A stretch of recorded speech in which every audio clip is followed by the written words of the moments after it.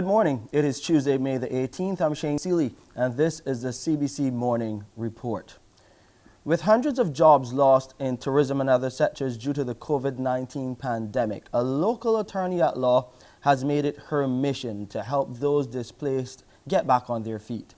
So far, she's helped over 100 students through her nail tech course, and now she's taken it a step further in a series she's calling Boss Babe. It tells the story of young women who've made the transition from workers to entrepreneurship, a step to address the unemployment situation here in Barbados. So joining me now live on the Morning Report is Rhea Worrell, attorney at law and founder of Rhea's Creations. Good morning to you. Good to have you on the Morning Report, Rhea. Hi, good morning. A pleasure. Thank you for having me. My pleasure. Now talk to me about this transition you made from attorney at law to doing nails and then helping others in their pursuits of a new career. Okay, so the transition was the other way around. When I was at KPhil studying law, I was also the owner of Rhea's Creations, which is a nail salon. My business paused for a bit when I went to pursue my LEC in Trinidad and Tobago. So I already had my nail business prior to becoming an attorney at law. I just recommenced operations after coming back to Barbados. And it seems like you recommenced at a good time, thinking about how many people that you've helped during the pandemic. Talk about that demand from people for something else to do with a lot of the sectors falling by the wayside with the effects of COVID-19. Yeah, so what I recognize is that when I first started out the course in 2019, at the end of 2019, people would come to me inquiring about whether or not I was able to teach that service, to teach my techniques. And prior to law school, I thought that I couldn't because of my workload. But then when I came back at the end of 2019, I commenced my first course. At that time, COVID had not landed on the scene as yet. And so many people would say they wanted to do the course because they, for instance, didn't like their job and they wanted to be their own boss. But when COVID came, I recognized that people who either were in the tourism industry lost their job, or others who had to get pay cuts recognized that they needed another source of income. And pardon? Continue. Yes, and that is the case for many of my students. Many of my students work at I have a student that I am in continuous contact with, and she works at the crane. I know of others who lost their jobs and definitely needed another source of income. And I'm going to tell you that the beauty industry is thriving now, because for me, I recognize that women, in the midst of the COVID and in the midst of the ash and everything, just want to feel happy. And something that makes them feel happy is looking good and feeling good about themselves. So even in the midst of a pandemic, people still want to get their nails done. People still want to get their hair done, and that's why the industry is still thriving. But my students find it to be lucrative to get into this industry, and the demand for the course really increased after COVID came. So over 100 people and counting that are now in a career, as you said, in the beauty industry. Talk to us now about how you're marketing, helping them to market their services in what I would think now, with all of these people coming online into the nail tech industry, you would think that jobs would be a little tighter in that industry, that the industry would become saturated. Oh, I don't believe so. I believe that there is a need for a nail tech in every community, especially those communities which are further out, like St. Lucie, St. Andrew, St. Philip, because most of the nail techs and the beauticians are in more centralized areas. But trust me, the market is not saturated. There is a client for everyone. What about Boss Babe now, and this marketing strategy that you are working with these students, to get their progress out there? Yes, boss babe, I am so excited about. I am really passionate about helping young women. So my students, as I told you, we stay in touch. They always reach out to me to find out about techniques, to show me their pictures and say, like what's wrong with this set that I have done, or to ask me my opinion on pricing, to tell me about an irate client and to ask my advice on how to deal with it. They always stay in touch. And so I wanted to boost their following. I wanted to help them in terms of getting more clients, and I help them in branding, marketing their business, and really just putting them on my own Instagram so that other people would follow them. So recently, I launched my first episode in a series called the Boss Babe series, and it talks about what they are doing now. Like they have taken my course and they are now in the market as a nail tech, and just showing some of their work, showing their logo, their Instagram page, getting people acquainted with them, and asking people literally go and book them, go and book their services. And people reach out to me saying, I first my first episode was with a student, a past student called Tracia Harris, and people message me and say, I want to book with Tracia. I recently posted that on my Instagram also. So it's just about getting the word out there, letting people know that they are Reyes Creations certified, and so that they will increase their clientele. Yeah, talk about that certification before you go. How will Mm-hmm. this shape them to probably take their now new career further afield into the region and internationally? Well, Ria's Creations, well, my brand is known for good work. Like people look at my work and they are impressed with my ability to get clean work, good shaping, and nails that last. Like that is how my brand is known. My nails last really long. I have no problem with lifting, and that is an area that nail techs sometimes struggle with. So my students are eager to know my techniques, and when a student comes to my course, it is like giving them credibility. Clients feel comfortable because they see the transition. I am very transparent with my followers on Instagram. So in classes, I show them what we learned. Like I show them when my students struggle with a certain area and how we overcome those struggles. And so when people are certified by Ria's Creations, clients know that they feel comfortable going to those students.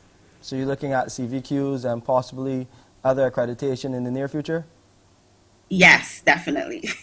Thank you so much, Ria. Check out Ria on IG, Ria World of Ria's Creations, and you can follow that Boss Babe series there too. Thank you so much, Ria, for coming and sharing your story. And you're going to share the story of Thank so you. many others over the weeks ahead, right there on Ria's Creations, the IG page. Thank you so much. Thank you. More to come right here on the Morning Report as we look at those COVID-19 local, regional, and international updates.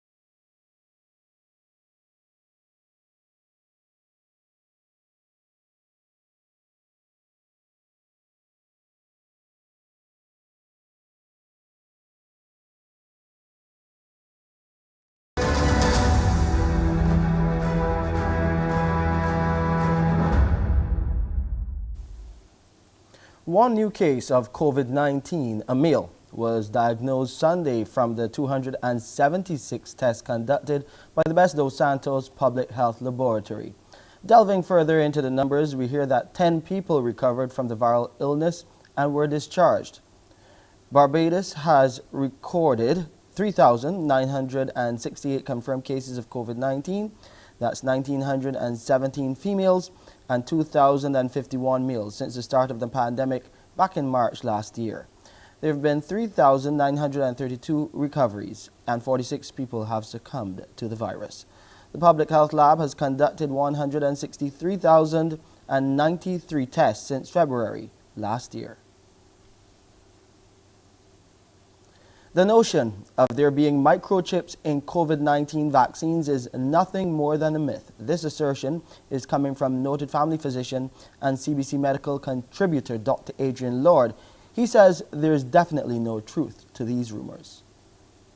There are no microchips in the vaccines. The vaccines are being manufactured in different parts of the world, and there's no chip in it to monitor you. There's no quantum dot die or digital certificate in the vaccines. That's not how the vaccines work. The vaccines are immunological. They're to set up an immunological response so that if you get the virus, you'll be able to fight it off. The vaccines are not 100%.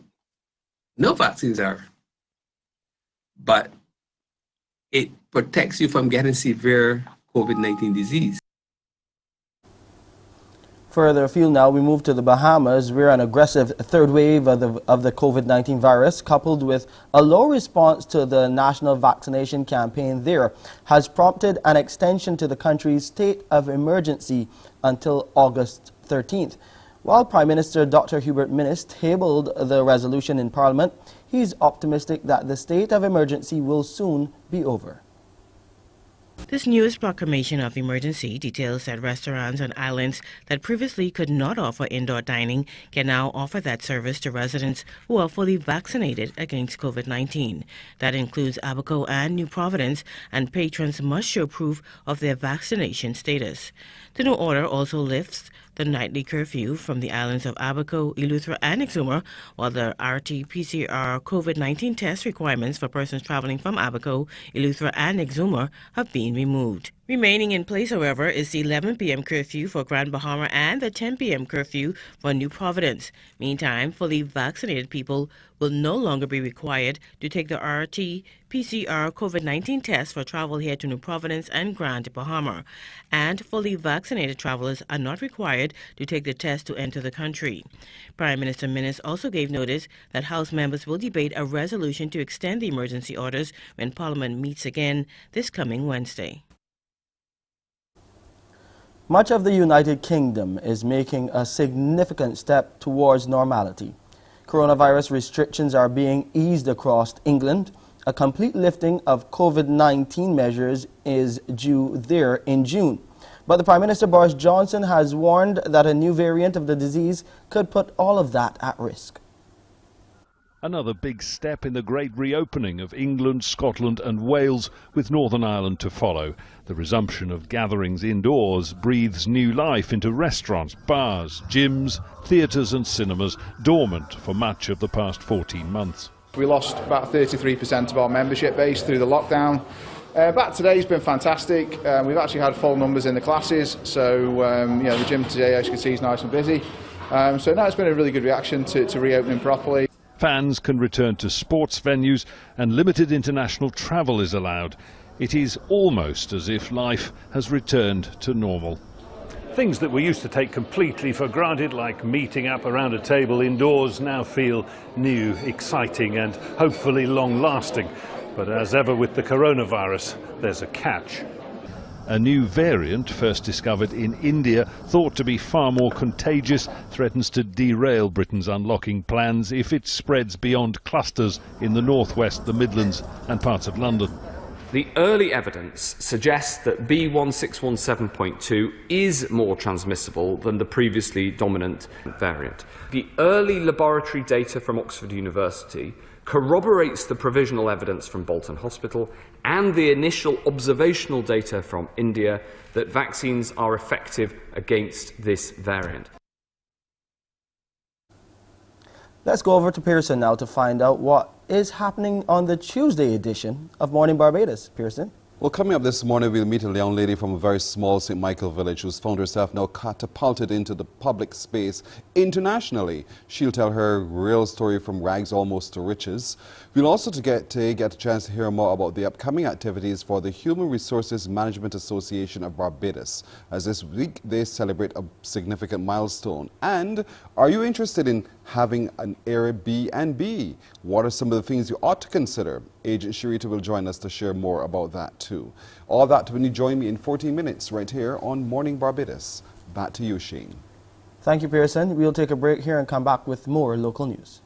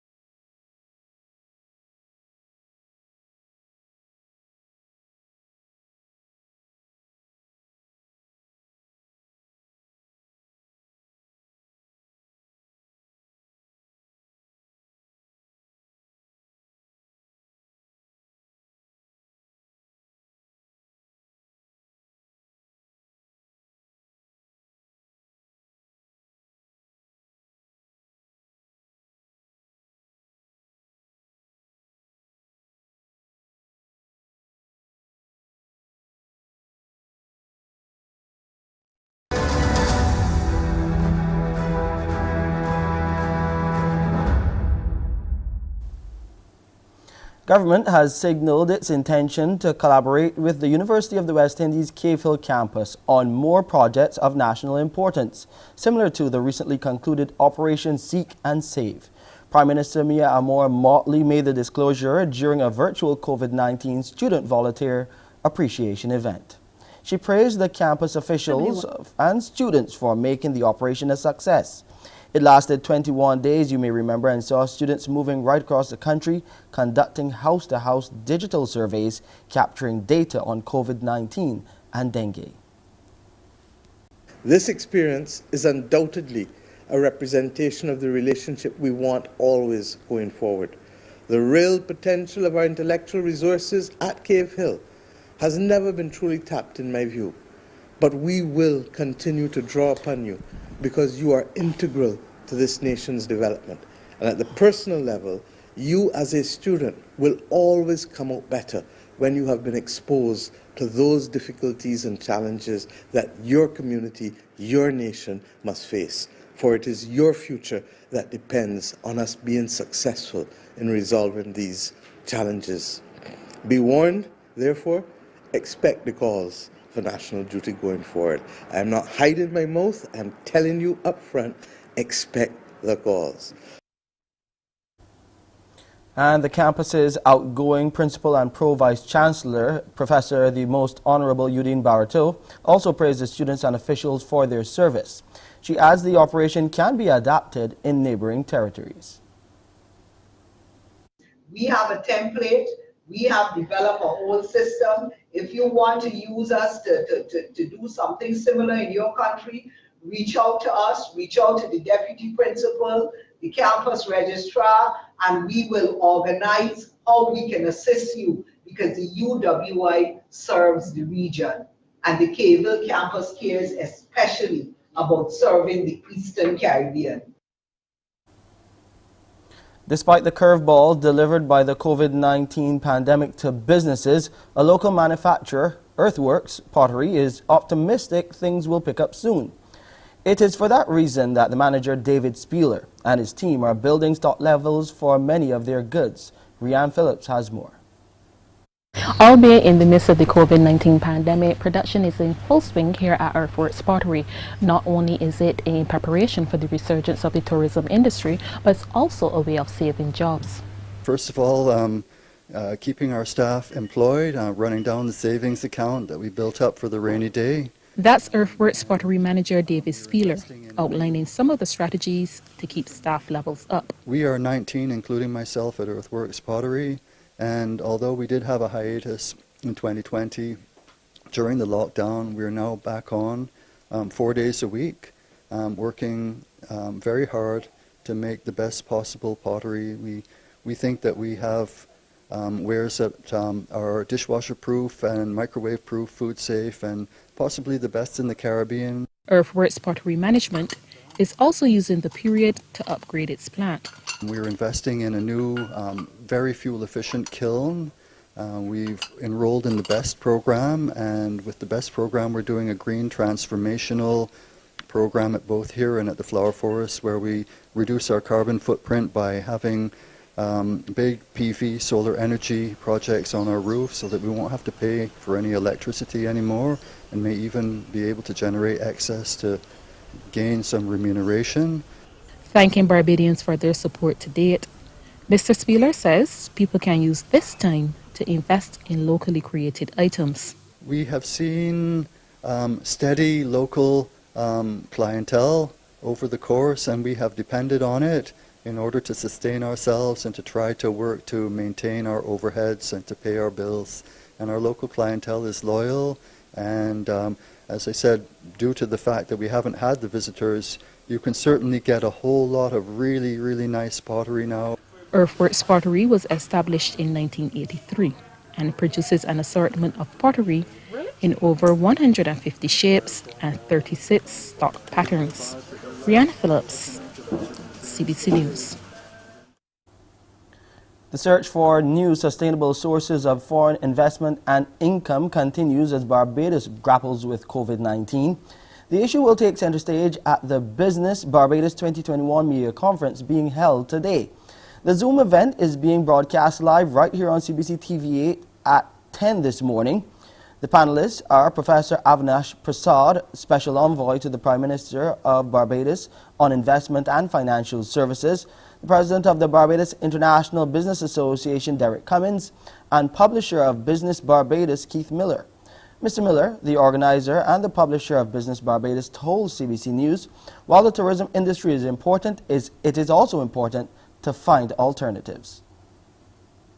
Promoting the island and disseminating information, making people aware of the advantages of Barbados as an investment jurisdiction, making international investors aware of how particularly rewarding it can actually be to live in Barbados as well as invest here.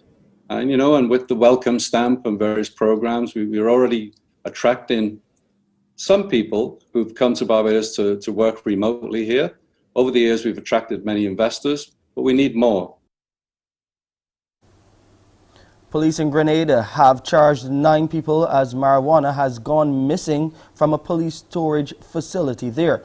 Lawmen have also confirmed that 2 juveniles are included in the 9 after an estimated EC $750,000 worth of marijuana to be used as evidence disappeared.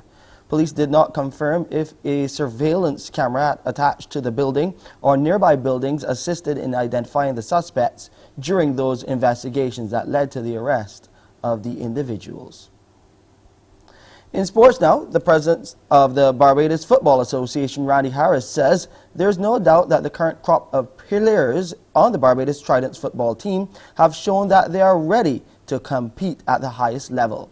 Harris says now more than ever he's seeing an emerging team that is dedicated to the task at hand, extremely talented, and it augurs well for the future of football here in Barbados. Here it is, we have a group of players in this era that really show a commitment to making Barbados a kind of powerhouse in the Caribbean. And it is not going to happen overnight, but I can see a different spirit coming from the team. And I hope that we are able to harness that and to keep it going. And some positive things will happen for the team. And it's just over 2 weeks left before the Trident's boys face host Dominican Republic and Dominica on June 4th and 8th respectively. And they've been working hard to fine-tune their game, and the unit as a whole has really gained momentum from their good showing in the first round. We have the assistant coach of the senior team, who is actually the principal coach of the under-20 team. So a lot of the information and things that we were doing at senior team were being passed down to a lot of these players on the under-20. And I'm happy and delighted to say that over this past year, a lot of these boys have gotten stronger, have better understanding of the game, and they're actually getting to the point now that they're working themselves into contention for places on the senior team, you know. So right now we have 7 players from the under-20 team who is actually training with the senior team, you know, and I think the next 2 weeks will determine if all 7 of these players make the final squad to travel. Time now for a look at the weather. We're getting some showers this morning, and the temperature on the outside, 27 degrees Celsius is where it stands. It's feeling a little warmer though, up to 30 already. The relative humidity stands at 67%. The barometric pressure 1015 millibars, and those winds are coming out of the east-southeast at 27 kilometers per hour.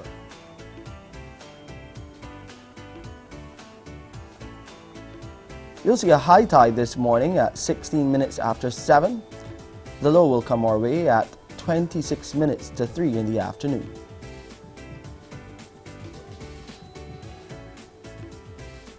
Those seas are calm to moderate in open water. Swells are peaking around 2 meters and holding steady.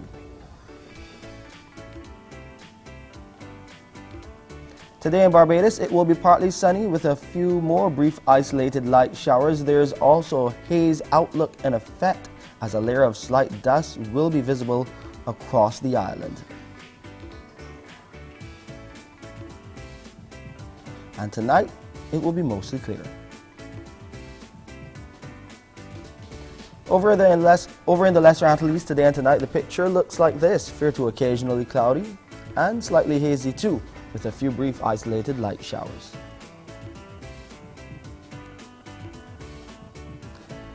Internationally, in New York, it's partly cloudy, getting up to 23 degrees Celsius today and down to 16. Also down to 16 in Boston, a little warmer on the high side as they get up to 27. Montreal and Toronto in the 20s as well, and down to 16 and 14 respectively. Miami also in the 20s, getting up to 27 there today under some cloudy skies. Minimum temperature expected 23 degrees Celsius. And in London and Frankfurt, the minimum both 8 degrees Celsius. It will be cool as that there. And it will get up to about 16 degrees Celsius in London today under those cloudy skies. The sun will be out part of the day today in Frankfurt, getting up to 18 degrees Celsius there. They're getting some showers as well.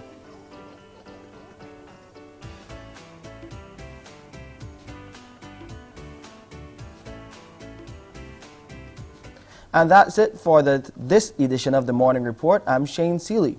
Morning Barbados starts now. Wake up, wake up, wake up, wake up. Barbados, get up. Good morning. Good morning, Barbados. Good morning. Good morning to you. Good morning. Morning, morning, morning. Good morning to you. Good morning. Morning, Barbados. Good morning. Good morning.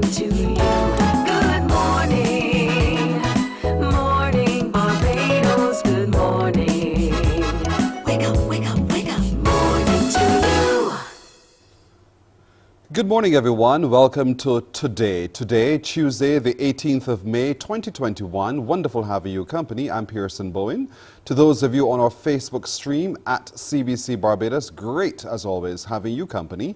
And those of you watching us via our YouTube channel, you can find us there too. Caribbean Broadcasting Corporation, great having you company too. So today, we'll be continuing to track those milestones for toddlers, from teens to toddlers, all sorts of babies in between. We'll be hearing from our consultant pediatrician on what are some of the milestones we need to be marking as well in their development and what are some of those causes for concern as a parent. We'll also today be hearing from our boy, Mr. Thornwood, as we continue our pandemic fitness. And also today, we'll be hearing from the Jehovah's Witnesses on how the protocols have been impacting on their field service and how imaginative they have been to ensure that the message reaches all and everyone. So a whole lot to look forward to today. But let's start with what we call our fairy tale, almost Cinderella story, as we reach all the way across to Rihanna Drive at Westbury Road and say good morning today to Shanice Taylor. Good morning, Shanice. Good morning.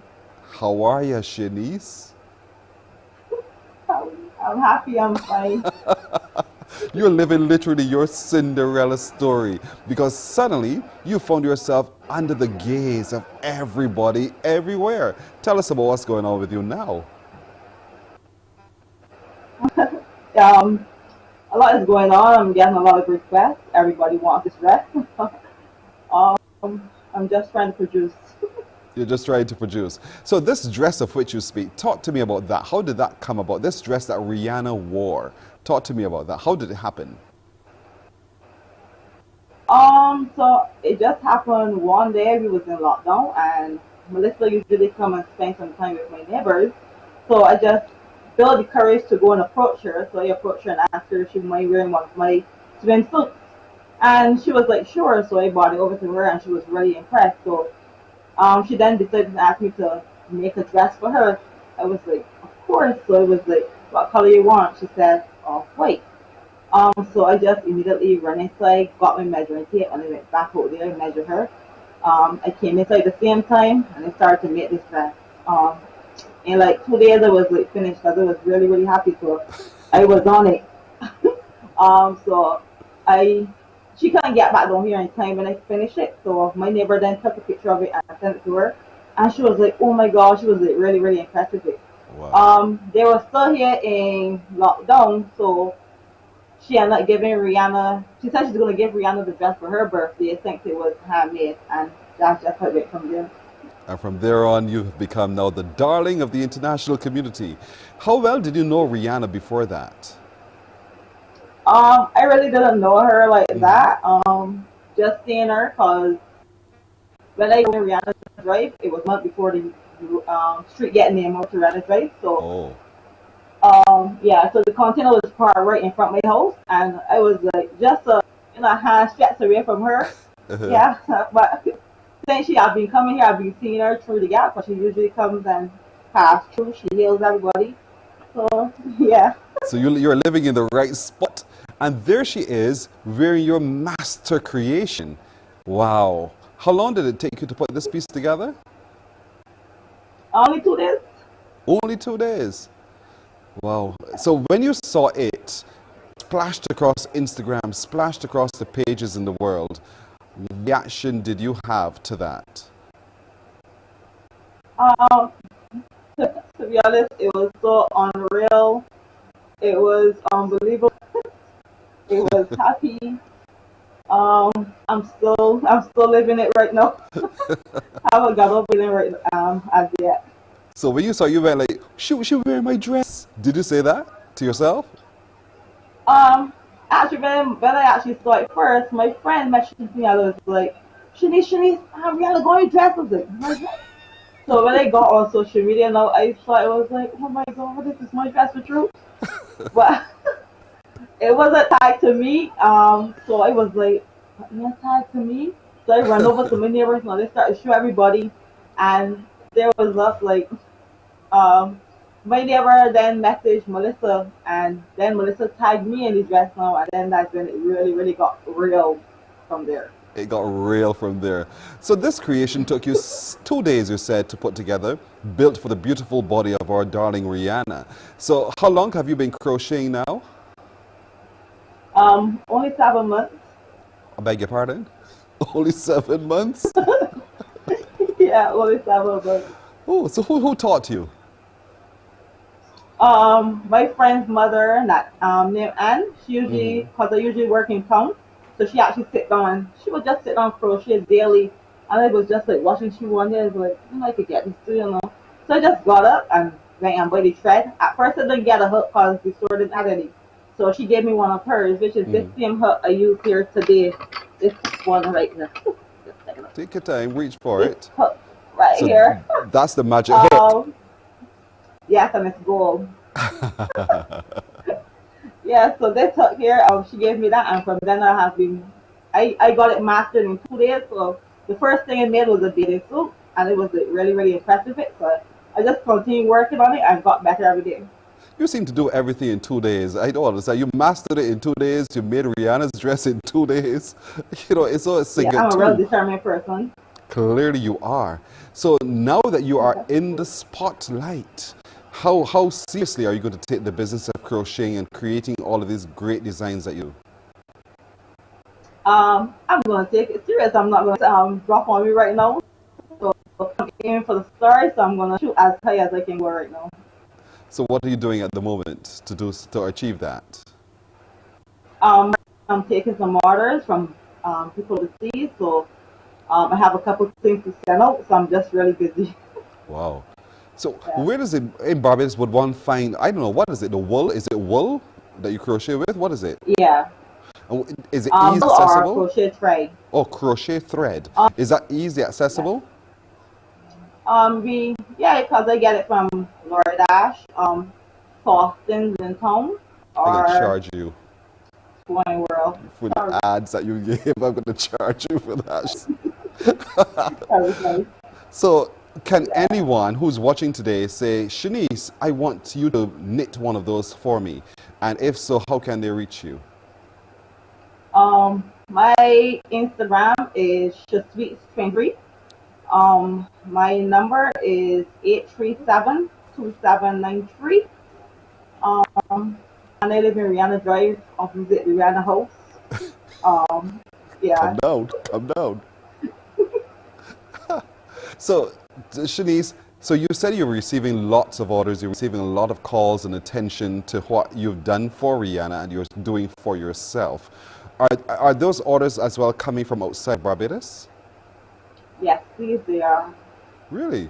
Yeah, from as far as where? From America, Canada, Ghana, England. Yeah, people are coming. Wow. You never dreamt for 1 second that 7 months into your life now, this would have been happening to you, did you? Never, ever, ever.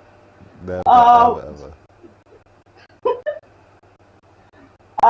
Really, really surreal, but I'm just trying to take every moment and live moment and, just really, really just trying to take it all in. Yes. Everybody wants to grow up to be a success. And so we've defined ourselves as to what it is we want to be. I've always wanted to be a broadcaster, so here I am. What did you always want to be? Well, coming up, I always wanted to be a soldier. That's my dream. Yeah. Yeah. But it didn't really come off. Okay. I had 2 children then, so I just put it aside. Yeah. So you wanted to be a soldier, and so that didn't happen because the little ones took priority. And then you decided to do what? I was just basically working in another job, and then 2 years ago I started my own business. And then I have a stall in town. So, yeah. And now, girl, you're going to put aside the stall to take on this here seriously? Yes, of course. Right now I'm juggling 3 jobs right now, but I'm getting so yeah. You're doing very well, Shanice Taylor. Of your children, are any of them also interested in crocheting? My oldest one, he's 11. When I'm doing it, we may want to try. So I'm getting in it because he want to try doing it. So I'm gonna give him a try. That is sweet. Do you do crochet pieces only for females or for babies as well? Yeah, for babies, I also do suits for babies as well. I can do christening dresses. Yeah.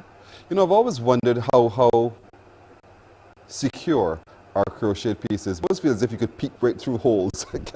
is it? Talk to me a little bit. How does that work? I feel safe. There's different stitches for everything. You can have a wider stitch, which is like a beach cover up, or something netty. You can have a swimsuit, which is a more closer stitch where you can't really see through it. So yeah, the stitches is what incorporates it now, so that it will be that visible through. Imagine you sounding like the genius. Imagine 7 months later, and you talking to people a little bit about how all this works. This must be absolutely stunning. What, apart from your friend who brought the picture to your attention, who else in your family are celebrating with you right now all that you've been able to achieve? To be honest, my family right now is excited. Everybody on the road is calling my name. My phone is going off the hook with congrats. I've come a long way, so I'm really, really happy right now. And we're so happy that you've come that far, and you will go much farther, Shanice Taylor. Something tells us you are going to be quite magic. And so we want to be able to share that with everybody as well. And we've been happy to join with you this on Morning Barbados. So once again, tell everyone how they can find you so that they can get you to craft them something really beautiful as well. Again, my Instagram is Shasweets23. That's SHASWEETS23. My number is 8372793, or I live in Rihanna Drive, right opposite the Rihanna House. Ask anyone for Shanice. Everybody knows my name, so you can find me easily. Or you're downtown. Yeah. All right. Shanice Taylor, congratulations on what you've been able to achieve thus far. And I'm happy that you're keeping as humbly as you are. Barb, don't ever let it get beyond you, okay? But you continue doing well what you're doing so well already. And we wish you every success in this venture. Thank you, Shanice. Thank you so much. You're welcome. There she goes. See? Our little darling this morning, Shanice Taylor. That's our little Cinderella story this morning. We're going to take a break, and when we come back, we have much more on Morning Barbados. Morning, morning, morning. Good morning. Good morning to you.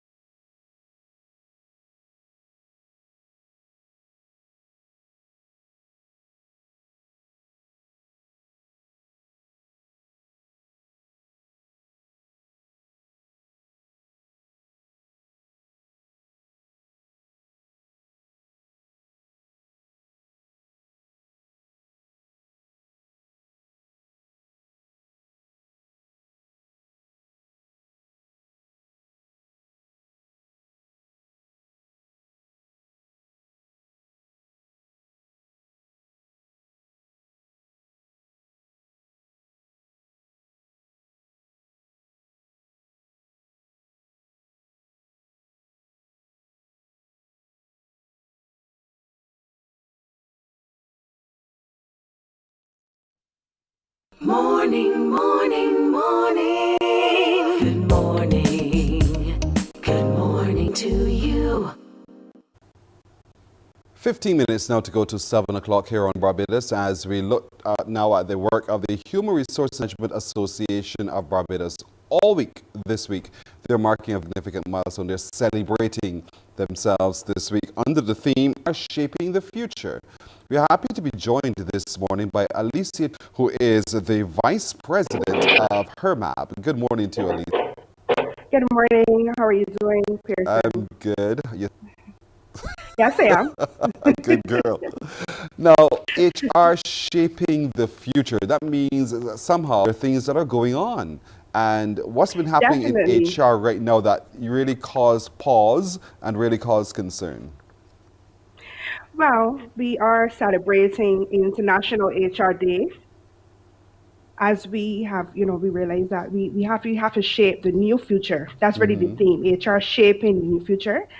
This theme is all about how our role as professionals in leading the change to improve working lives and, not slipping back into the traditional ways of thinking and working. I mean, the pandemic has been something that we've all had to pivot and change the way we look at work and also create the framework for the new future.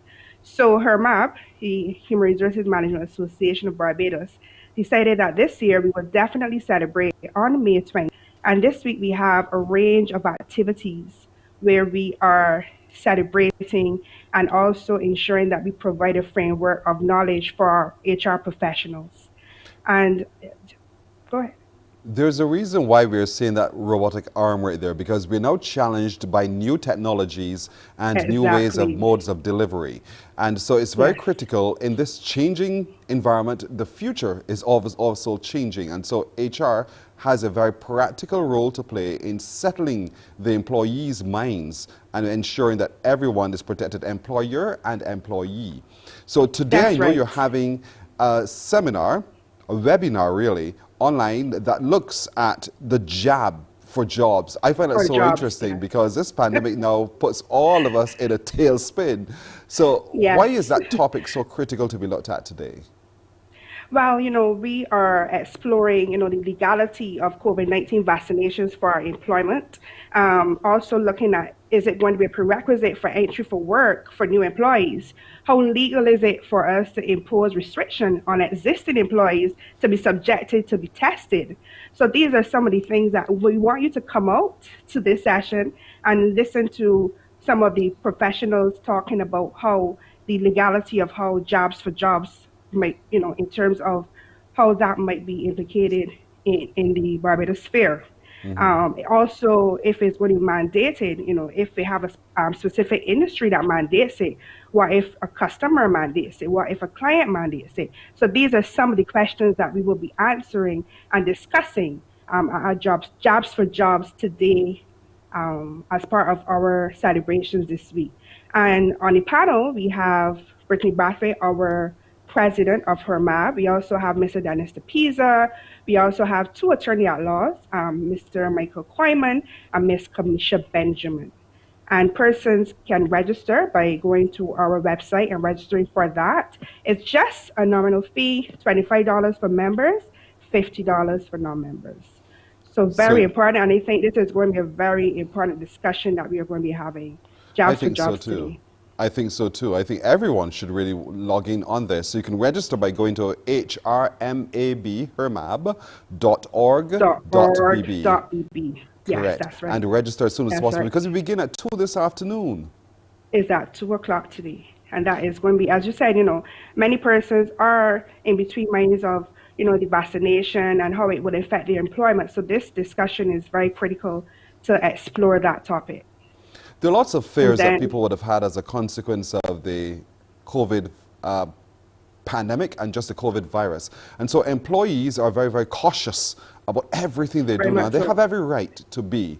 So what kinds of challenges have you seen coming to HERMAB that employees are raising about how they now interact one with the other or with customers?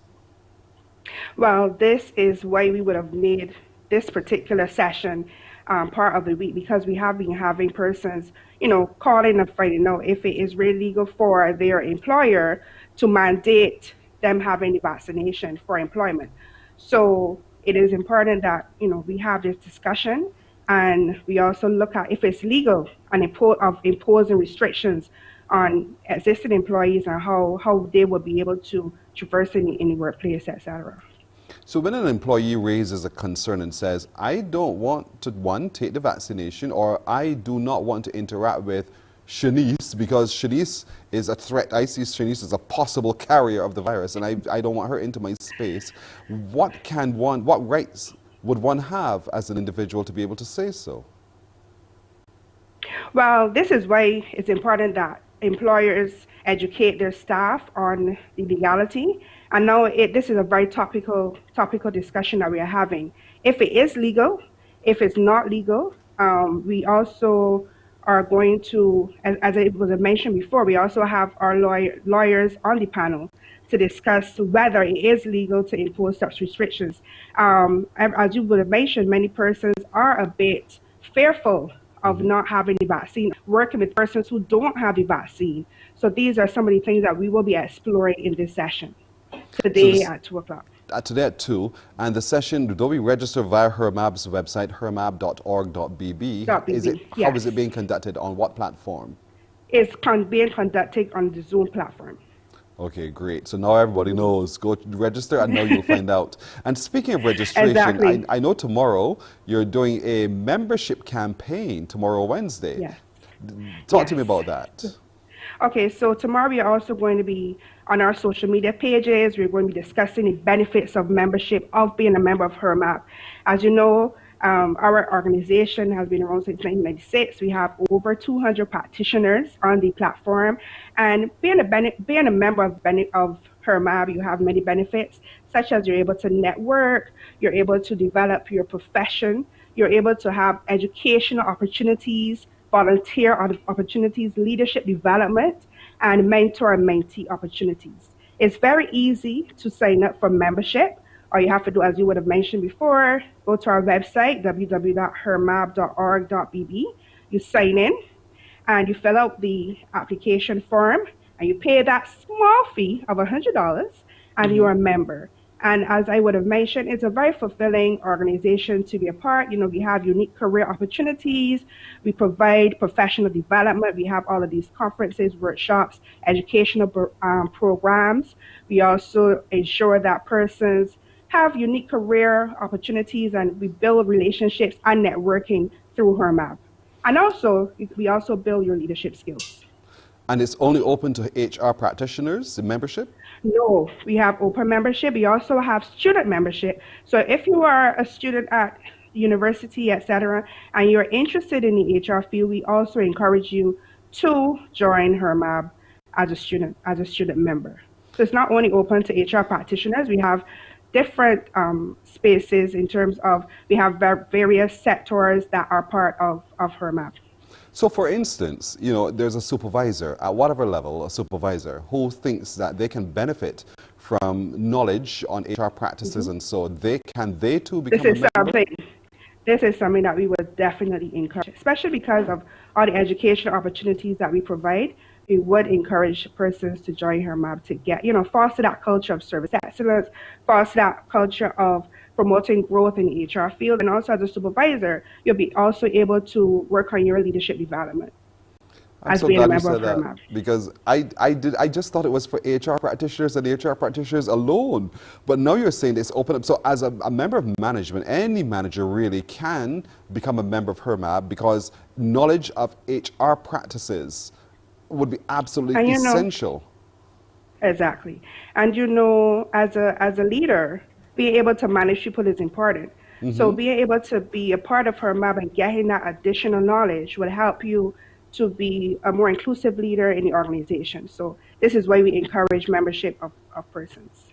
Okay, so a membership obviously has benefits. So you can, at any time at your convenience, go to the website hermab.org.bb and join for the very minimal fee, and you become a member right away, right? Yes. Well, right away. We review, and then we induct you into the organization.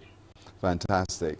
So don't forget, folks, is that online, Zoom, webinar, and then tomorrow the membership drive. But then on Thursday is when you actually celebrate HR practitioners. On that day is your big day. Yes, yes. So on Thursday, the 20th of May, is actually International Human Resources Day. As we would have mentioned, we are shaping the new future. So on Thursday, we have our HR Tabata, and this we have our featured speaker, the Honorable Colin Jordan, Minister of Labour, Social Partnership Relations, and the Third Sector. Just want to go in a little bit. I know we have a little time. And our HR Tabata, we want to provide a framework where we wanted to change it up a bit. You know, persons are accustomed going to webinars and hearing one person speak. So we have it that you are able to share and discuss 4 trending HR topics with 5 different professionals in a Tabata style. And you can understand by me Tabata, high energy, and 15 minutes, you would hear one person and you'll be able to presenter will be able to come on and you'll be able to discuss the other topics. And the topics that we have for the HR Tabata include leadership development, working from home, rewriting the rules, the war for talent in a changing environment, and then industrial unrest, threat, or opportunity. This is free, and also persons are able, as I would have mentioned, persons are able to hear all of the discussions by all of the presenters. This sounds interesting. I like that. So 50 minutes switch to have a different experience, switch, have another experience. This sounds great. But it keeps you on the edge. It builds excitement, and surely, you won't get bored. You will not get bored at all. Exactly. And that's on Thursday, International HR Human Resources Day. And to say HR Tabata, come and join us. It's also going to be managed on the Zoom platform, and we have various leaders and professionals in Barbados and also globally. You have Joan Underwood, she'll be speaking about leadership development. We have Paula Walker, working from home, writing the rules. We have the War for Talent. We have Sharon Grant and Anjanette Brathwaite. And then Brittany Brathwaite, our president, she'll be speaking on industrial unrest, threat, or opportunity. All right, and again, to have access to all the login details, go to HERMAB's website, hermab.org.bb, and you'll be guided through how you can access all of this. It sounds like a really good delivery of activities for everyone. And I think the membership thing is very, very interesting, where anyone can be registered. You'll be screened, but of course, you can still register by going to the website and accessing that. But today at 2 this afternoon, there's a webinar on Jobs for Jobs. That's right, the legality of COVID vaccines for employment. I think that's such a big topic for a lot of people to really access today. A small registration fee, but you need to register right now by going to hermab.org.bb and access that today. Alicia Chandler, I want to thank you. Vice President of HERMAB, for having me. You're very welcome. Every success with everything for the rest of the week, all right? Have a great week. Likewise. Thank you so much. All right. Before we head to the news, let's look at our good decision of the day today, brought to you by Glucerna, with nutrients to support your immune system. What is that good decision of the day today? We say today to say it aloud, say it out loud. And I think this is really good for those of you who might from time to time have a little bit of a memory loss. Yep, say it loud. If you put something down temporarily, say it out loud. If you put something down just temporarily, say it out loud. For example, I've put my phone on the dresser. Now, this engages many more areas of the brain, particularly the language centers, which create a rich memory and makes it less likely that you'll forget where you put it. Say it out loud. So I place my keys on the dresser. I place my phone on the dresser.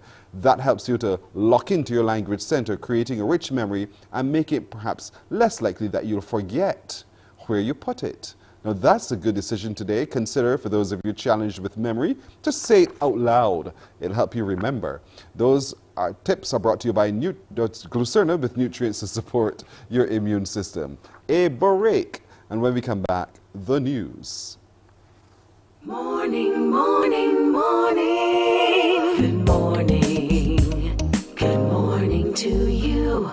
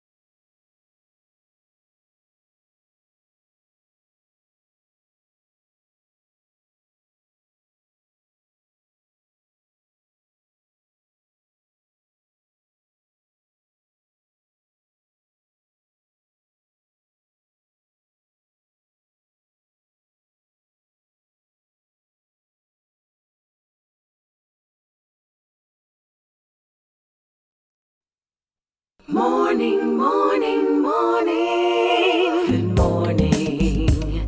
Good morning to you. It's the top of the hour. Time for the news. Here's Shane Seeley. Yes, and we start with an amazing story of how an attorney at law has helped over 100 of her students who either lost their job or opted for a second mode of employment and the life of an entrepreneur through the COVID-19 pandemic. Rhea Worrell of Rhea's Creations has helped some of her students nail techs to become business owners and is taking a step further, promoting them on social media in a series she's calling Boss Babe. She spoke to me about the demand brought about by the COVID-19 pandemic right here on the Morning Report. Many people would say they wanted to do the course because they, for instance, didn't like their job and they wanted to be their own boss. But when COVID came, I recognized that people who either were in the tourism industry lost their job, or others who had to get pay cuts recognized that they needed another source of income. And pardon? Continue. Yes, and that is the case for many of my students. Many of my students work at either, I have a student that I am in continuous contact with, and she works at the crane.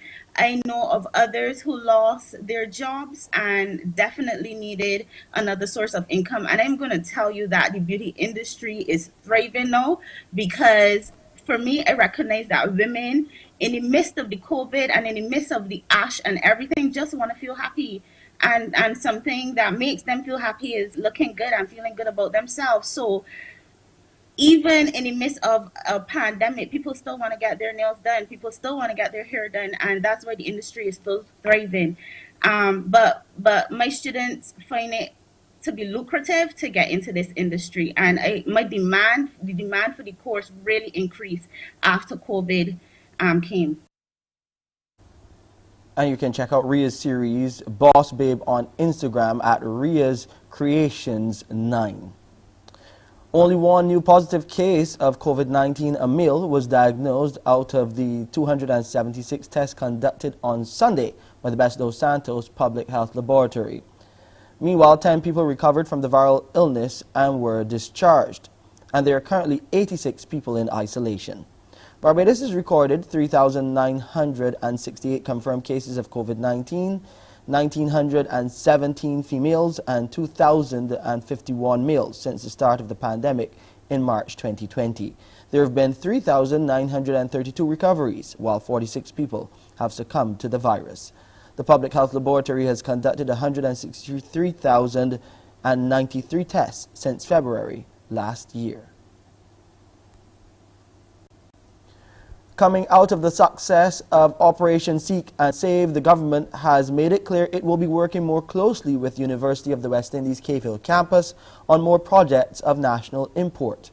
Prime Minister Mia Moore-Motley made this clear as she praised campus officials and students for making the operation a success.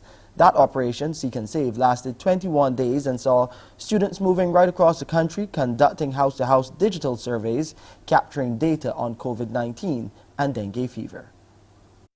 This experience is undoubtedly a representation of the relationship we want always going forward. The real potential of our intellectual resources at Cave Hill has never been truly tapped in my view, but we will continue to draw upon you because you are integral to this nation's development. And at the personal level, you as a student will always come out better when you have been exposed to those difficulties and challenges that your community, your nation must face. For it is your future that depends on us being successful in resolving these challenges. Be warned, therefore, expect the calls for national duty going forward. I am not hiding my mouth, I'm telling you up front, expect the calls. And in a few hours' time, we'll hear more about the new search for sustainable sources of foreign investment and income, and that continues as Barbados grapples with the COVID-19 pandemic. This as the issue takes center stage at 10 this morning right here on CBC TV8 live during the Business Barbados 2021 media conference being held today.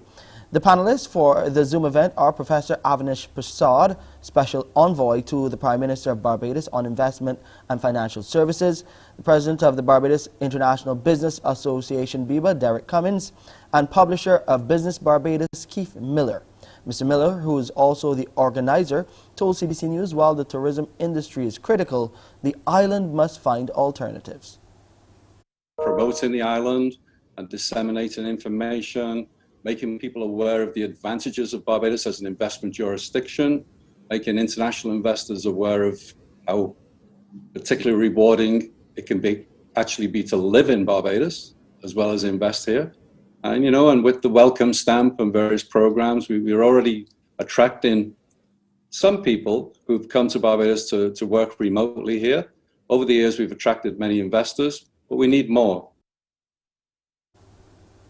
And that is it for this edition of the Morning Report. I am Shane Seeley. Back over to you, Pearson. Thank you, Shane. 6 minutes after 7 o'clock now. Very soon we'll be looking at those baby milestones as we track them with our pediatrician. But we'll take a break here. When we come back, Crumb's question of the day. Morning, morning, morning. Good morning. Good morning to you.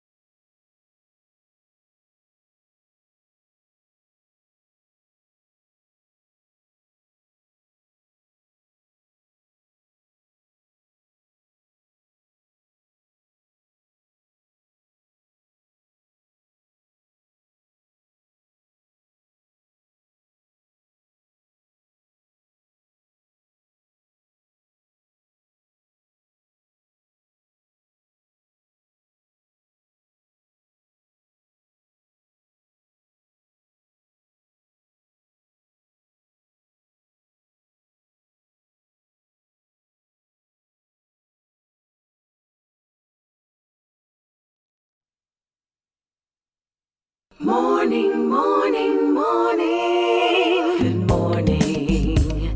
Good morning to you. 8.5 after 7 o'clock now. Time for you to win with Crumb's Bakery today. In our Crumb's question of the day, time for you to call on 228-5562 or 228-5563 because here comes today's Crumb's question of the day. Wish you well. It's a simple question. I think you know the answer already. I could feel you winning. The question today is, how many sauces does crispy fried chicken have? And I'd like you to name them. How many sauces does crispy fried chicken have? Name them. 228-5562 or 228-5563. Those are the only numbers to call for you to win today. So how many sauces does crispy fried chicken have? Name them and you become a winner with Crumb's Bakery. Remember, Crumb's Bakery with those things that are delicious right down to the very last crumb. All right, let's turn our attention now to some of those baby milestones. And as always today, we're happy to be joined by our pediatrician, Dr. Gillian Birchwood. Good morning to you, Dr. Birchwood. Good morning to you, Pearson. How are you today? I am well. It's always wonderful to see you because I've been watching your work period of time, as you know, and I think you do what you do so very well. You make everyone feel so comfortable. We want to look at those baby milestones. Last week when we ended, we were talking about the just born, you know, the value of breastfeeding and so forth.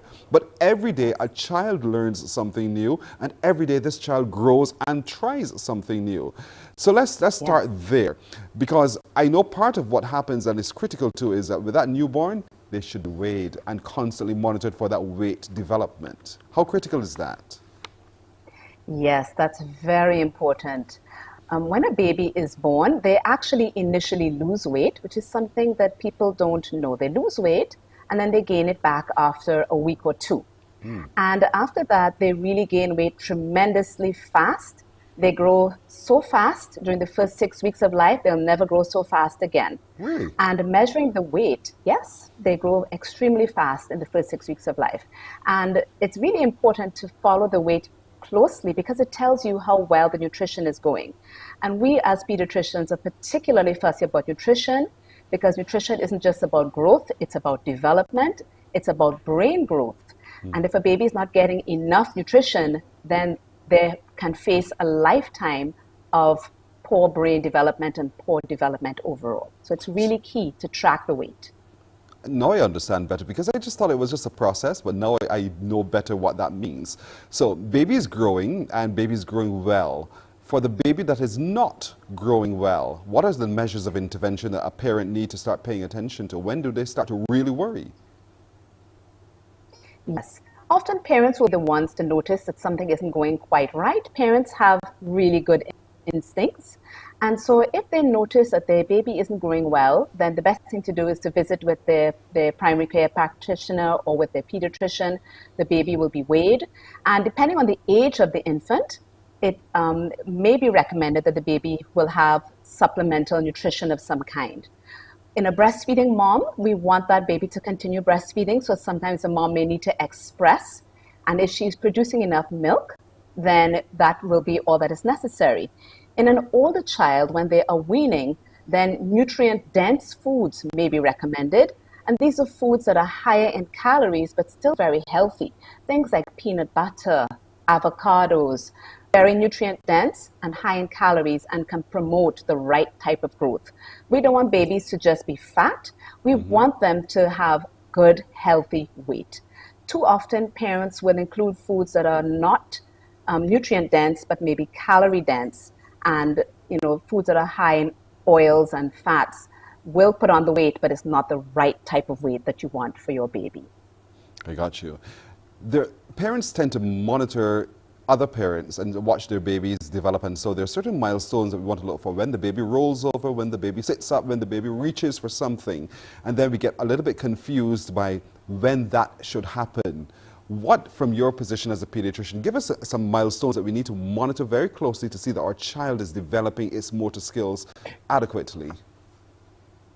Yes, milestones really bring a lot of joy to parents. You watch your baby grow and develop.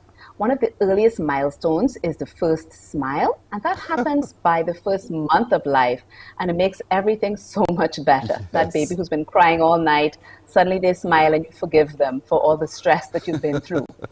Another important milestone is rolling over at around 4 months of age, and babies also start to babble and chuckle, which is really sweet to see. Yes.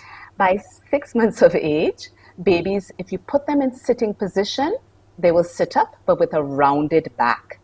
And by 9 months, they'll be able to get themselves into sitting position, and they'll be sitting straight up. They'll be pulling up and holding on, and they'll be saying things like dada, mama, not necessarily to mean mom and dad, but they're just trying out their little vocal cords and learning how to pronounce consonants. And by the time they're a year old, they should be taking the first couple of steps, and they should be saying mommy, daddy, and 1 or 2 other words. There are lots of other little milestones in between, but those are usually the most memorable ones for parents. Another thing to remember about milestones is don't look at your friend's child. Every baby is different, and some children may do things at a different rate from another child. It doesn't mean that something is wrong. They may simply be focusing on another aspect of their development. So comparison is likely to only bring you stress. And the only thing that brings more stress than comparison is Dr. Google, because then parents get all the wrong ideas and it's not put into context. Yes, all right. Also, some children leapfrog other activities as well. You know, some children reach, crawl, and then walk. Some just get up and go. And it's not a feel at all that your child is superior or strange at all. So, but when a parent is watching it, they realize, okay, let's see, by 4 months, my baby should be able to, and then it's not. how quickly thereafter should they really now take that child for attention? Well, fortunately, during the first year of life, children are seen very often by pediatric care providers or general practitioners. They're seen a lot in the beginning on purpose, not just to check their weight, but also to assess their development. And that is done at every single well child visit. And so it's quite likely that, if you notice something, that within a short period of time, you'll be seeing your physician and then you can discuss your concerns. And it is quite simple to do developmental testing. Your doctor will know how to do that. That will give you an objective assessment as to whether your child actually is delayed in the milestones or not. And most times, really, that is not the case. And simple reassurance to parents, give your child some time. Every child is different. And as you rightly said, some babies will skip certain milestones and go right ahead merrily on to the next phase. But there are objective developmental tests that can be done, which will give you answers as to whether or not an intervention is necessary. Then some things that I think I'd like to share to parents about some of the dangers of when the child begins to roll that they need to be mindful of so that that child remains safe. And when the child begins to creep, the things that we need to move out of its way so that they don't create a danger for themselves. Yes, rolling, that's a milestone that I know a lot about as a pediatrician. You get that call from the parent, the mom is crying over the phone, the baby's crying in the background, and you just know that baby's rolled off the bed onto the floor. Yes. It's very traumatizing. Luckily, I don't know what babies are made of. They must be made of rubber, because typically when they roll off the bed, it's really, the child is traumatized just for a couple of seconds. But however, when you have a baby, as soon as they start to roll, there are a couple of things. One is, do not leave them unattended. You should not leave them unattended anyway. But, it happens very quickly. They've learned to roll. The parent underestimates how quickly they can roll. Mm-hmm. They will turn around for 2 seconds to answer the phone or to answer the door, and then they hear that terrible sound of the baby landing on the floor. Yes. So when a baby is learning to roll, don't have a false sense of reassurance by putting them on the bed and surrounding them with cushions and pillows. They knock those off and they never land on the pillow. I can tell you that. Mm-hmm. So make sure that even if it's for a couple of seconds, put them in a safe place, a playpen or crib, even if you're turning away for just a second. The other thing is, when babies are rolling, you should no longer be swaddling your child, because if they roll in a swaddle position, they may become stuck, and that can be quite dangerous. And as far as creeping is concerned, well, they're little curious selves. They crawl and get into places they shouldn't. And so places like the kitchen cupboard, the bathroom, where chemicals are stored and where babies can get into mischief, you should be very careful, including looking at your floor, sweeping and checking your floor for little objects that their sharp eyes will see, which you will never notice because you're not at their level. So scan the room very carefully and look with their eyes for all the little things that will interest them.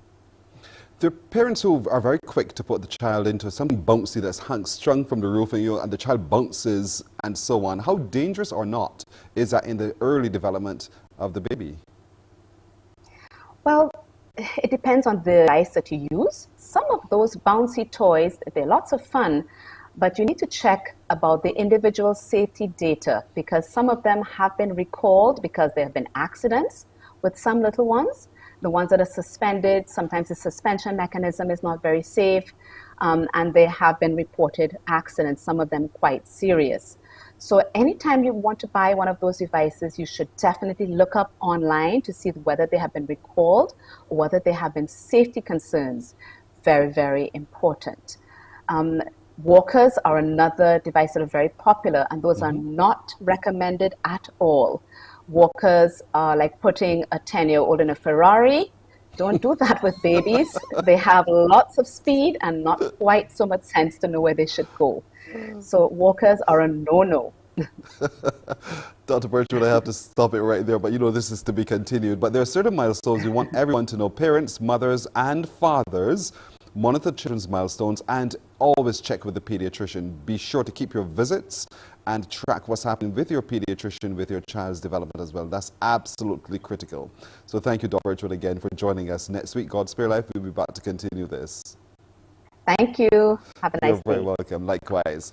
Dr. Gillian Barr, consultant pediatrician with the QEH, and of course, we'll be continuing to monitor those milestones as we share with you some of the things that as a parent, I know you love to watch in your child, but we need you to warn you of as a child grows and develops. All right, let's see if we have a winner and a response to today's Crumbs question of the day. The question, as you would recall, that question is, how many sauces does crispy fried chicken have? And we're asking you to name them.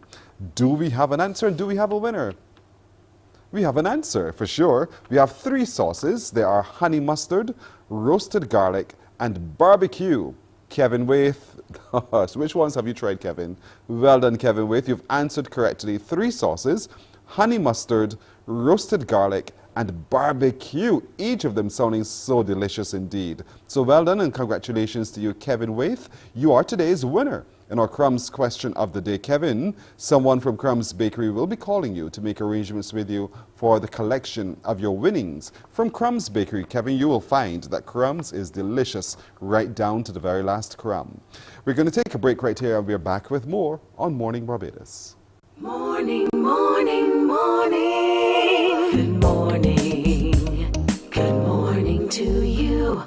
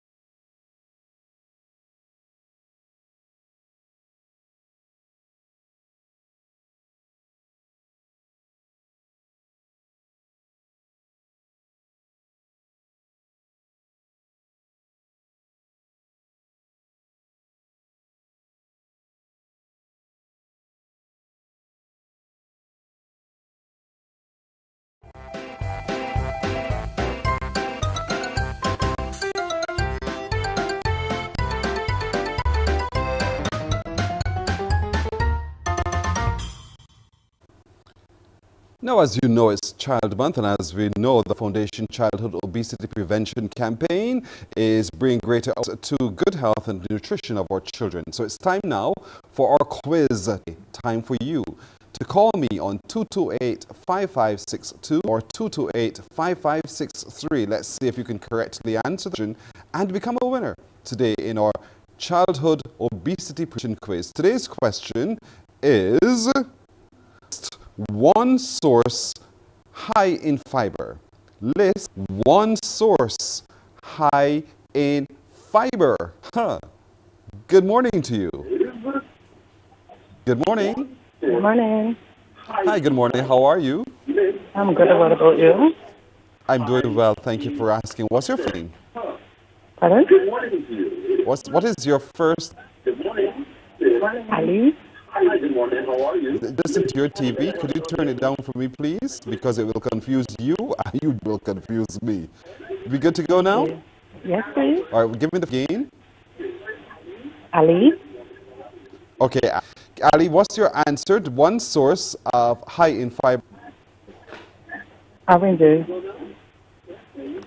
I'm sorry? Oranges. Is it me or is it phone? I'm not hearing you well at all, ma'am. Oranges is high in fiber. Oranges is high in fiber. Somebody help me because I'm not hearing. Maybe it's. You said oranges. Oranges is high in fiber. Oh, only oranges? Pardon? Is it only oranges that are high in fiber?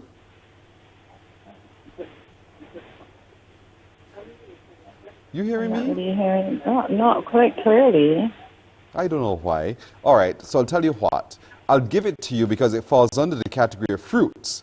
But fruits, vegetables, and peas, peas that are high in fiber. One great source high in fiber. So you stay on the phone, you stay right there, and someone will talk to you because we want to get some more information from you today because you are today a winner with the Barbados Heart and Stroke Foundation Childhood Obesity Prevention Quiz. Congratulations to you, okay? Thank you.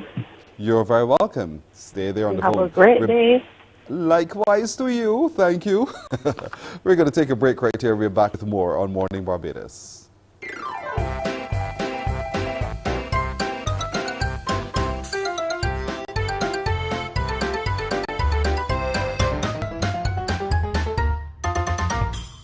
Morning, morning, morning. Good morning.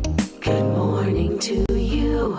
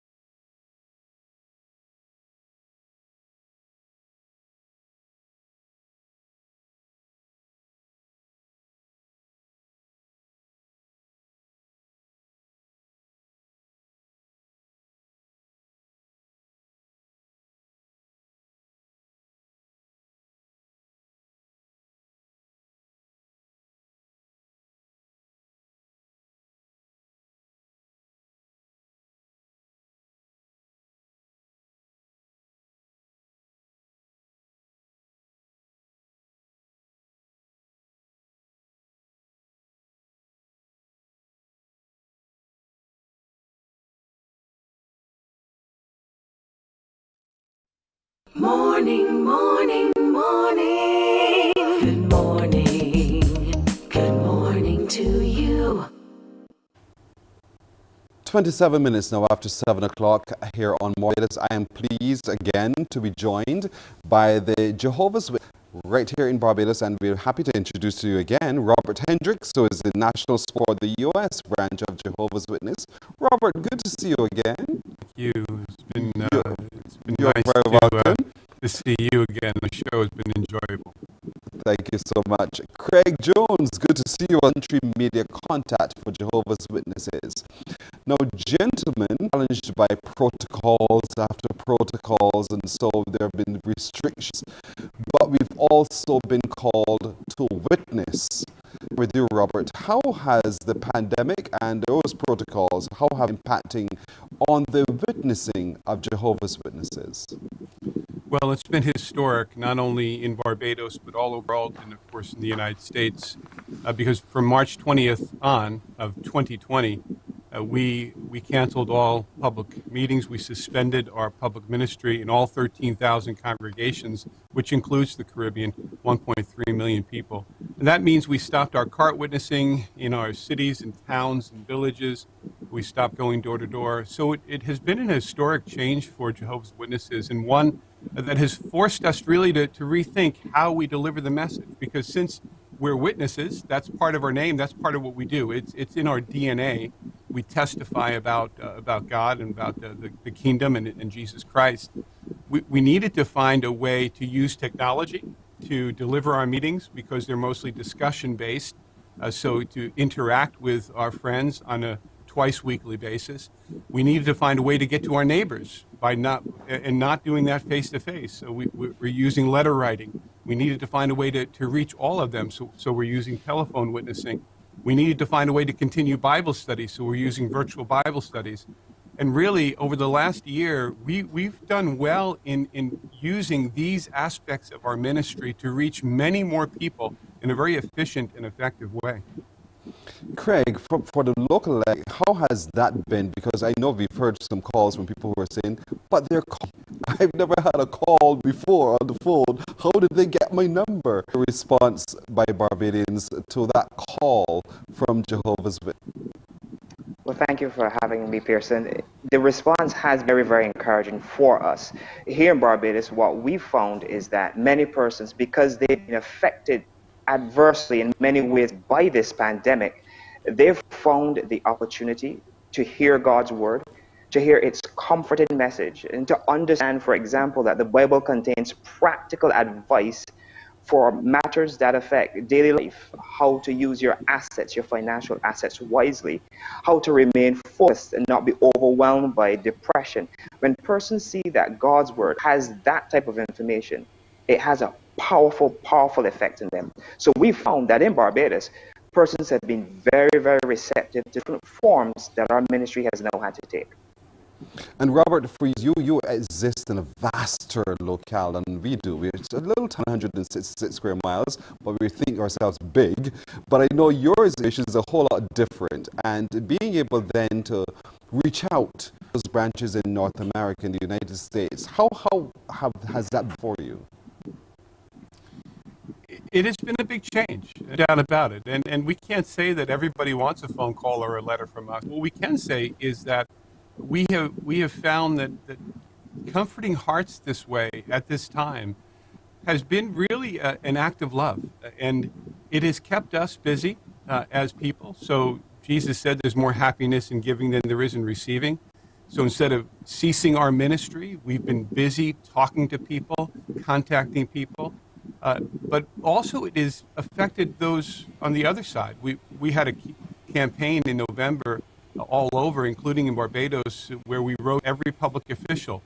In Barbados, we had a number of those who returned, and even a phone call to Craig that expressed appreciation for this. And so when you really think about it, we live in silos, even though we're in a community, and it is a small island. I come from an island myself, 135 miles long, and you know, when you think about our neighbors, some of us don't even know our neighbors. And in this time of isolation, many of them needed us to reach out to them. Many of them needed a message of comfort. And so we did that, and we directed them to our website, jw.org, which opened a vast sea of information for them that helped them through very difficult times. And I'm glad you phrased it that way, because there's a lot of confusion by people in their heads, and it almost feels as though there is scatter God's people. And it is even more critical now that unity and bring you back to the source of who we are is and delivered very aptly. It's almost heading directly now to not missing the target. Robert? There's never been a time in my life where we needed to be together, where we needed together more than now, where we needed spirituality more than now, understanding why God allows a pandemic, understanding how to get through this emotionally, physically, spiritually. All of those really come back to the principles of the Bible and come back to fellowship. Fellowship did not have to end, and it didn't end for Jehovah's Witnesses March 20th. We just got stronger and closer. We released 33 new language translations of the Bible in 2020. We'll release another 38 this year. We're busy with our ministry and not bemoaning the fact that we can't meet together. We're putting our Bible principles ahead of our personal preferences. Craig, let's talk a bit about the experience on the phone, one person to the other. When those witnesses call, I receive the call, and that experience Bible study right there and then, so that they don't feel scared. It's not a long process. It doesn't take forever, and it's a very critical to get them information. So talk to me about how that's done. Certainly. Well, our goal is really to help persons to see how the Bible really changes lives. And what we do is we use a very simple question that's appealing to persons. For example, Robert referred to, why would a God of love allow a pandemic or suffering? Now, we would use a question like that. Then we turn to a Bible verse that shows the answer. Many times persons are surprised to see that that's really in their Bible. We leave a simple question with them as a follow-up question, and then we promise to call again. And what surprises many persons is what they can learn from the Bible in 5 minutes, in 10 minutes, and to really help persons appreciate that a study of the Bible is not a complicated thing. On our website, www.jw.org, there are actually online lessons that persons can go without any obligation, without any cost. They can actually start Bible lessons on their own. So when one of Jehovah's Witnesses call them, and we generally will call you at some point in time, you already know how our Bible study program is done. And for many persons, like younger persons who prefer social media, WhatsApp messaging, we're happy to study the Bible with them in that format. Whatever format makes a person comfortable, we're happy to share the wonderful message from God's Word with them.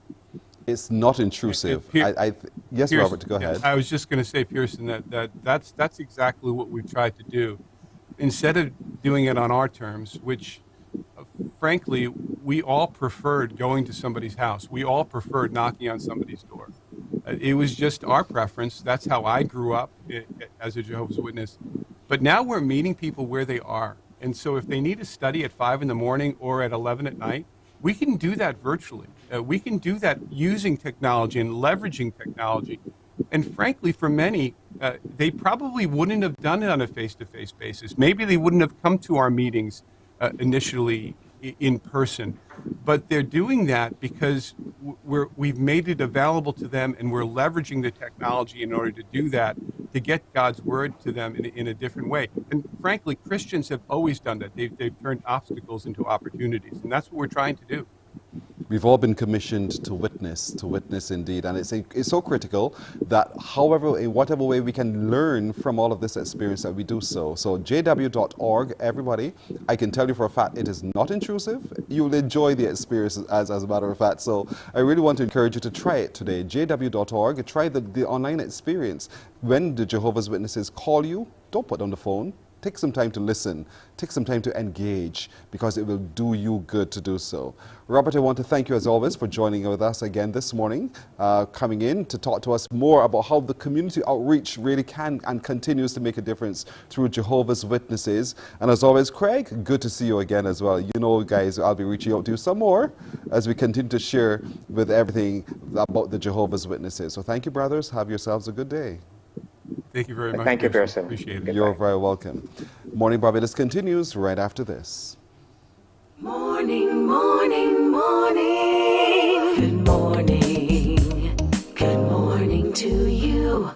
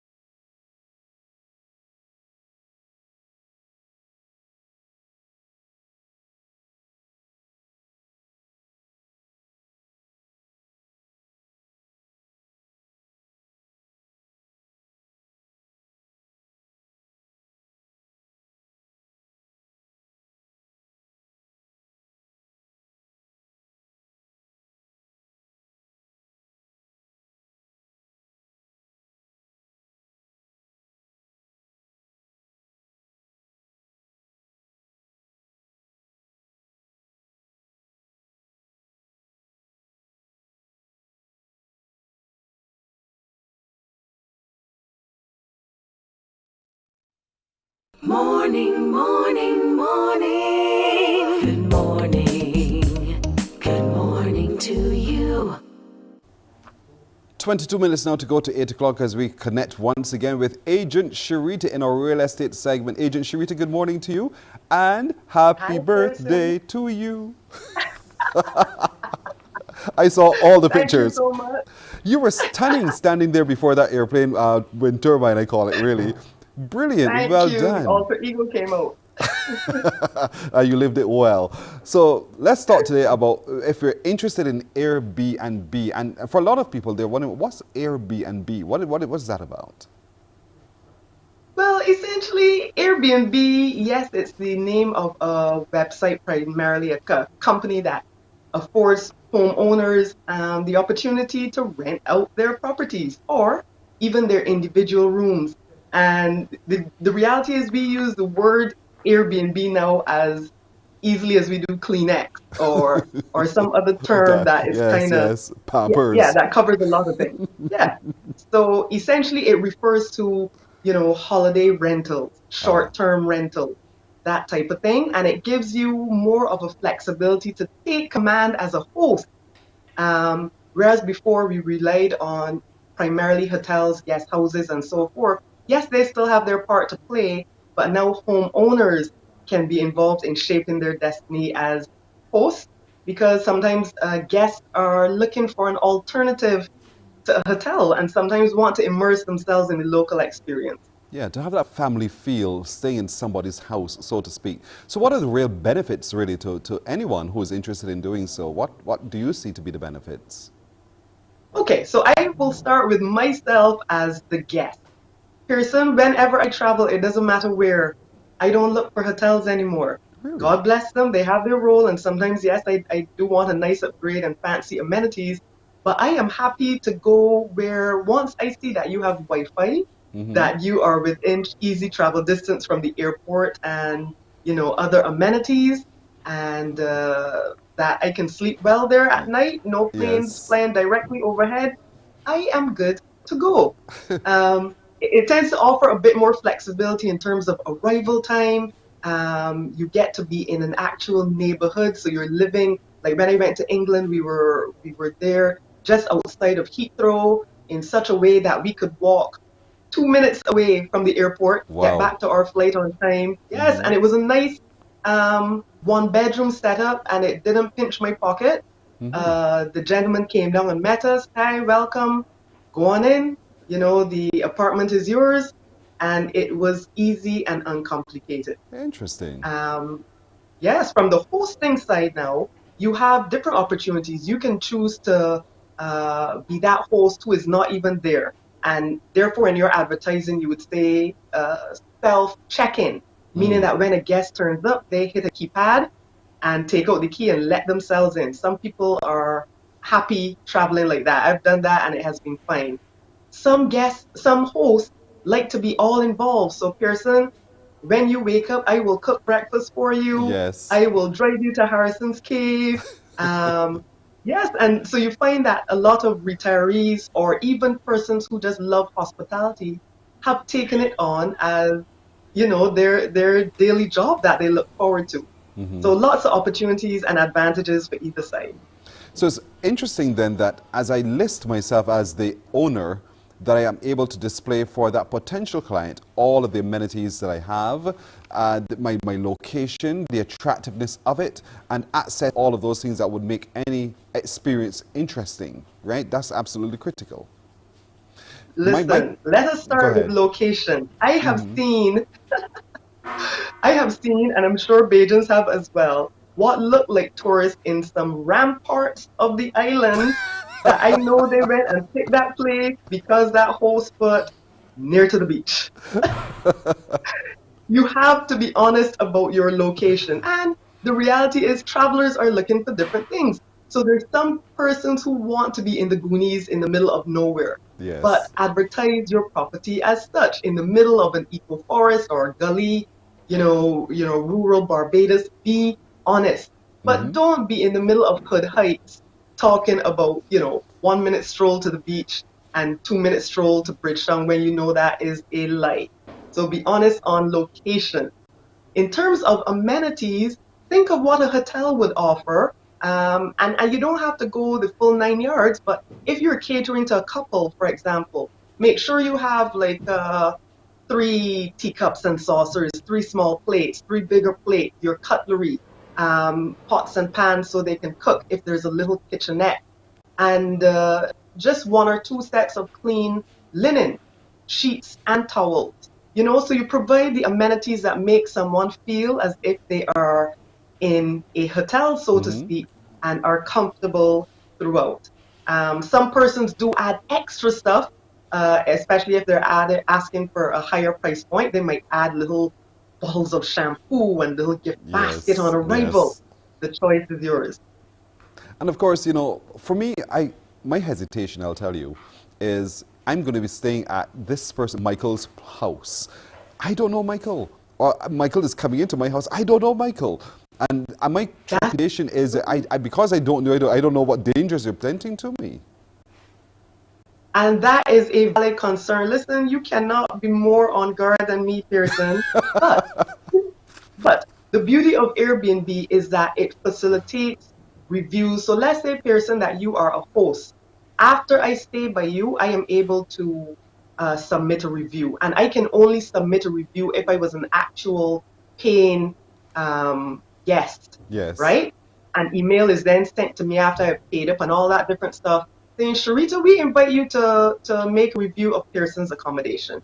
So when I go to places that have this type of accommodation, I look through all the reviews. And the beauty of reviews, they are bluntly honest. Yes. So you will get the good mixed with the bad, and you can make a decision at that point if you feel comfortable. But for the most part, because of the review system, the majority of Airbnb accommodation has been actually relatively safe. I have never had a challenge, and I've been doing this for years in my travel. So it's relatively safe, and it's relatively safe as the owner of the property to engage with, because it can bring you tremendous benefit. You have a home, you have a property, let that property bring some money for you. And that's the whole point to all of this, isn't it? Yes. Another perfect example, we went by, I remember we stayed in a condo in, was it Dover or, can't remember the location. Anyways, but it was run by what persons have smartly been doing. It was one gentleman. He seemed to be fairly young. He stayed in one room, and we stayed in another room. And he got into this arrangement because he was hardly ever home.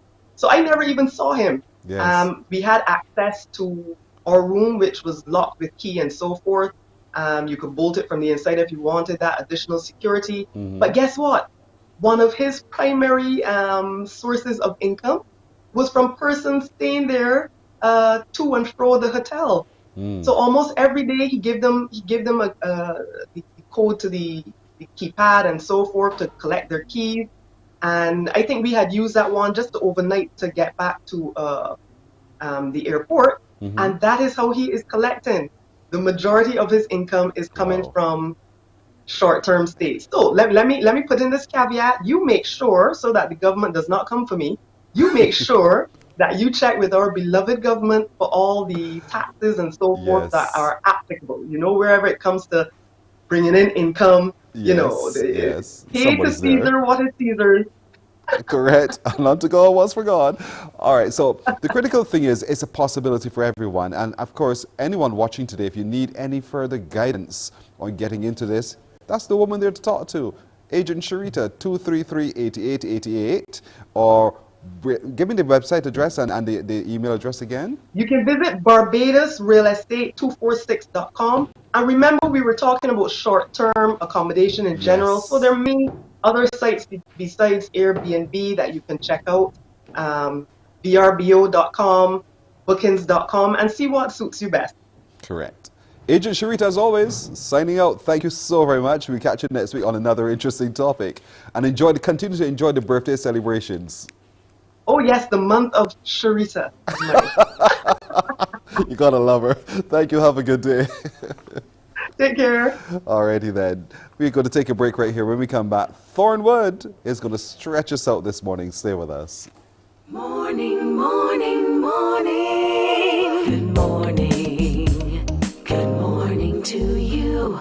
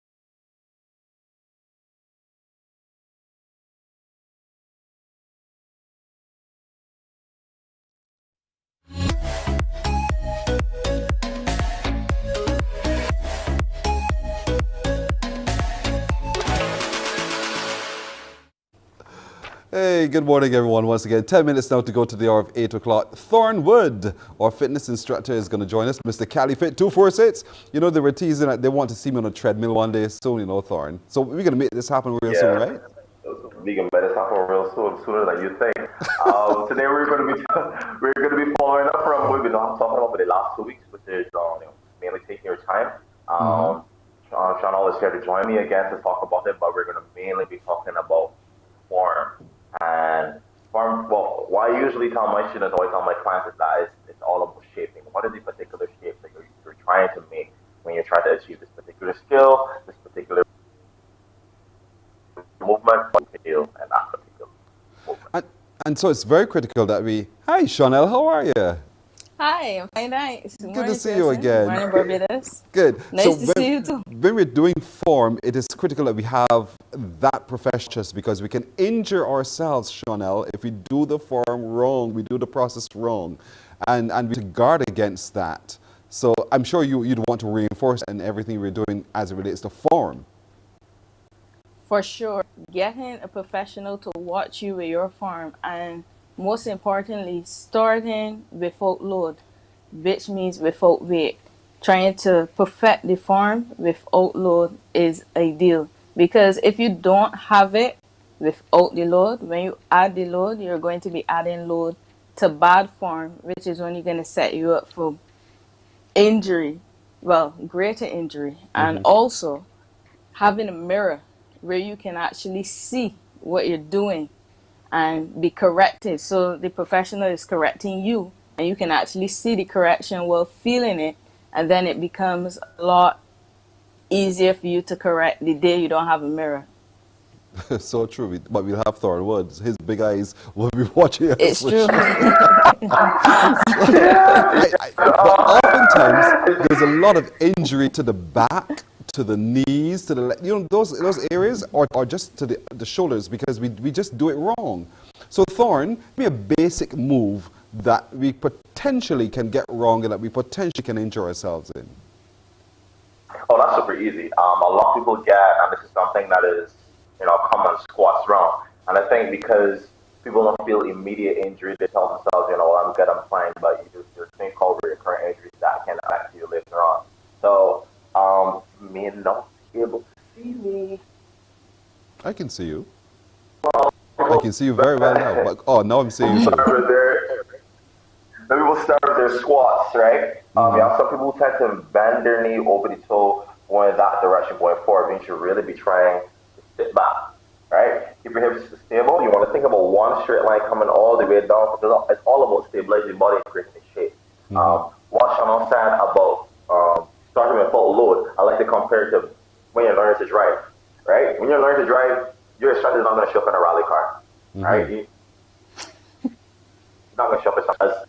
That's easy for you to understand and get and make that mental connect with the vehicle that you're driving. It's the same thing. Your body's the vehicle. You need to make that mental connect, and that's what seeing yourself and having a professional telling you what you're doing in that process helps to do. So you want to keep your hips back.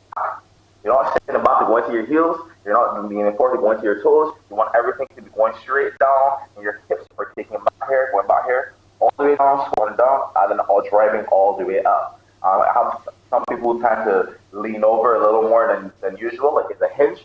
A squat is not so much as a hinge movement as a deadlift. Your body, however, will naturally lean forward, and there's no reason to try to hold yourself up and arch your back up to hold yourself up if you squat like this, because you don't sit like that. It's all about the natural movement, following the natural shape of the body, squatting, going down, and then driving and coming all the way up. All right, so it's not necessarily about what makes you most comfortable, but what makes you safest while you're doing the particular move, right, Chanel? And that's what's important. Now, there are lots of women as well who are watching today who, for whatever reason, whether they have to bend to pick up the baby, bend to pick up the clothes basket, reach to do this or that, and they injure themselves. They find themselves walking around with the eye grabbing the back of the back, thinking, my goodness, there's pain, not knowing that they've pulled a bit of a muscle. So what advice would you want to give to the housewife today as she's moving that big piece of furniture to rearrange the house? What I find a lot of the time, because as we get older, we tend to take on more responsibilities, we spend less time moving. So We usually on the road, as you said, we sitting with the baby up and down. So we tend not to focus a lot on our mobility and our stretching. So my first advice would be to try to get in light stretches, because what happens is when you don't get in these movements, the muscles then become shortened. Well, they become accustomed to being in that shortened position. And then when you go to lift something, they don't necessarily stretch how you want and when you want. So then you start feeling that back pain, the pain in the knees, that kind of thing. So getting in a stretch twice to 2 to 3 times a week, that's a good start. Really? Yeah, Stretches. That's so fun that you asked about that, Pearson, because Sean and I are working on a little Instagram program where we're going to be giving tips, and we actually spoke about that.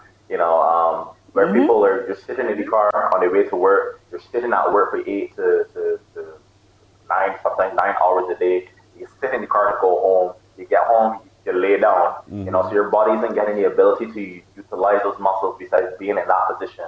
And the body is such an amazing thing that it goes, oh, okay, well, this is what we do all the time. Let's make our body accustomed to this. Yes. Right? And then when you do decide to do something else, your body goes, oh, we have not done this before. Yeah. Right? So that things try to supplement, and that's how injury happens, because then these muscles in your back might be weak, so then your glutes might try to supplement, or your glutes might be weak, and your back might try to supplement to help you lift something up, and that's how you get injured. So definitely what Sean was saying is about, get your stretching on, get maybe some daily movement, especially if you have a sedentary job. Time yourself on the clock, get up, walk around, do a couple squats if your boss would allow you. I can't imagine anybody getting fired for doing squats at work. But, work within the spectrum of things that you can do within your workplace without disrupting anybody else. But the idea is to keep moving. You are never too old. I wish I had this video to stand to you guys, but you're never too old to start. I saw this 60-year-old guy on my Instagram this morning doing a full twist on a mattress, and a full twist just basically a twist. Considering the spectrum in terms of his physiological, what he would have been doing when he was younger. But I just like to put that out there that you're never too old to start. If you tell me watching Mornin Barbados, if you tell me to get and work out, I'm saying, but not me. You're never too old to start. Never too old to start. At least if there's nothing you can do today, it's to stretch. It is the critical thing to do, stretch. And the more you stretch it, the more supple those muscles become. And when they're supple, then they're a lot easier to manipulate into those other techniques that we're going to be employing as we go forward. And so I know we're running very, very short on time. So very quickly, Chanel, stretch. Give me another tip that we need to do today. Just move. Get up and move. Go for a 10-minute walk. Go for a 5-minute walk, a 10-minute walk. See how that treats you. Then you increase it every now and then. Every day. It doesn't take a lot of movement. Just move. All right. And Thorn, one more tip quickly. Gotcha. To be quite honest, if you're keeping it at base level, just move, just keep stretching.